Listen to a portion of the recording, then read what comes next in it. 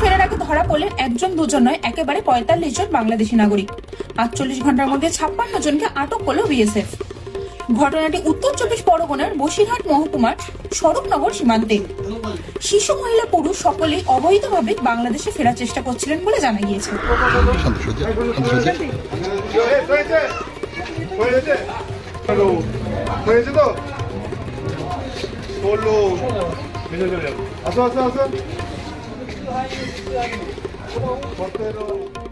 গতকাল গভীর রাতে বাথারি হাকিমপুর গ্রামে তারানিক দিক দিয়ে সীমান্ত পেরোনোর সময় বিএসএফ এর ১৪৩ নম্বর ব্যাটালিয়ন তাদের আটক করে। ধৃতদের মধ্যে রয়েছেন বাংলাদেশের সাতক্ষীরা আর বাগেরহাট জেলার বাসিন্দা। বিএসএফ তাদের তুলে দেয় স্বরূপনগর থানার হাতে। এর আগে বৃহস্পতিবার রাতে আরো ১১ জন বাংলাদেশিকে ধরা হয়েছিল। সব মিলিয়ে মাত্র ৪৮ ঘন্টায় ধৃত ৫৬ জন। সীমান্তে নিরাপত্তা এখন আরো জোরদার করা হয়েছে। ৪৫ জনকে আজ বসিরহাট মহকুমা আদালতে তোলা হবে।